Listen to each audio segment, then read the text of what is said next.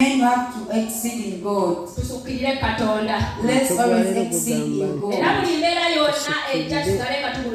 whatever situation that comes, we should still exalt the Lord that is faithful. Tubikuleko wamu nange mu Isaya 38 olusooka osome paka ku lwokutaano. Let's open in Isaiah 38 from 1 to 5.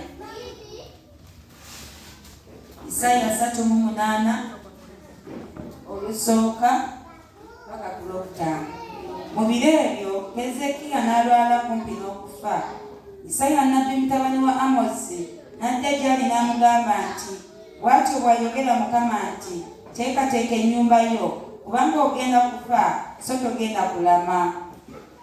Olwokubiri awo Keezeekiya n'akyusiza amaaso ge ku kisenge ne yeegayirira Mukama n'ayogera nti, jjukira kaakano ayi Mukama, nkwegayiridde bwe natambuliranga mu maaso go n'amazima n'omutima ogwatuukirira, ne nkola ebiri mu maaso go ebirungi. Keezeekiya n'akaaba nnyo amaziga. Awo ekigambo kya Mukama ne kijjira Isaaya nti, genda ogambe Keezeekiya nti, bw'atyo bw'ayogera Mukama Katonda wa Dawudi kitaawo, nti mpulidde okusaba kwo, ndabye amaziga go, laba ndyongera ku nnaku zo emyaka 15. Haleluya. Mukama yeebazibwe. Ebigambo bino bijja oba mukazi oba musajja. These words come to either a man or waliwo embeera ezigenda ne zigolokoka eri abakyala. There are some situations that are raised unto ladies. Naye nga gwe omukyala ali mu kifo kino, but so you already who is here, olina okuba ng'osukulira Katonda. You have to be exceeding in God. Ng'omutima gw'oguwa Katonda. When you dedicate your heart to God. Nti omubino bw'abanga alina kyayagala okukwakula oba okutwala. So that when a devil likes to take away something from you, olina okusigala ng'osinza Katonda. You have to remain worshiping the Lord. Wano Keezeekiya yakyusiza amaaso ge n'agatuusiza Katonda. Here is Hezekiah turned his eyes to the Lord. Naye nga yamuweereza nnabbi. Yet he had accepted him. N'amugamba nti Keezeekiya teekateeka ennyumba yo kubanga ogenda kufa togenda kulama. He had sent him a prophet saying that prepare your house because you are going to die, you are not going to survive. Keezeekiya n'awulira ng'omutima gwe gwabika. Hezekiah felt that the heart was bursting. N'akakana wansi w'omukono gwa He Mukama. knelt down before the hand of God. N'agamba naye Mukama. He said that, Lord, jjukira we nakolanga ebirungi mu maaso go. remember where I did good things before you. Era nga nina omutima ogwatuukirira. And I had a right heart. Mukama sibadde na nsobi gy'oli. God, I didn't have any mistake with Mukama you. n'akwatirwa ekisa.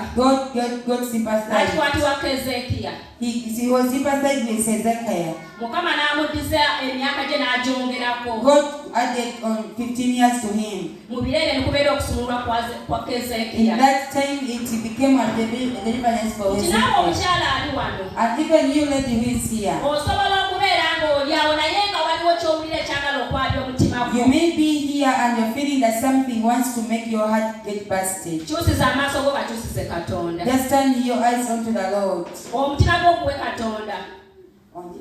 Omutima gw'oguwe Katonda. Give your heart to God. Kubanga Katonda y'ayinza okuyamba because it's the Lord who can help you in everything. Mukama yasobola okujja mu nvuma mukazi gwo oba musajja gwe gy'oli mu kaseera. It's God who can take you from that bad situation you're going through. Keezeekiya teyakyusa amaaso ge kutunuulira mwana wa muntu. Hezekiah never turned his eyes to a human being. Naye yamanya nti Katonda yagenda omuyamba. He just knew that it's God who was going to help him. Era bwe yakaaba nnyo amaziga. And when he prayed the Lord, Mukama n'addamu okusaba kwe. God answered his prayer. Mukama n'amwanukula. God replied to him. Kubanga yakwata ku mutima gwa Katonda. Because he touched the heart of God. Naawe osobola okubeera ng'oli mu mbeera You can also be in such a situation. Nga naye mulimu bakuyuuza. When you are being disturbed at your place.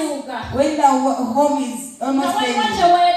When there is something that you need. But you see that as if God has forsaken you. God has not forsaken you. Just know that He is by your side. Turn your eyes onto the Lord. You're going to overcome in the name of Jesus. Never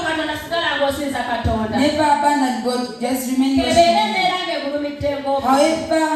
However hard the situation may be, remain worshiping God.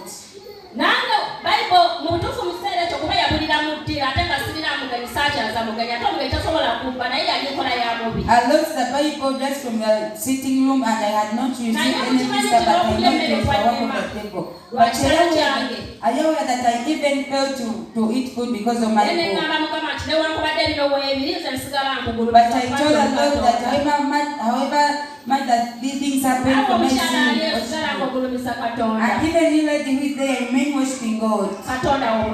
Your God is faithful. Give him all. It's going to help you.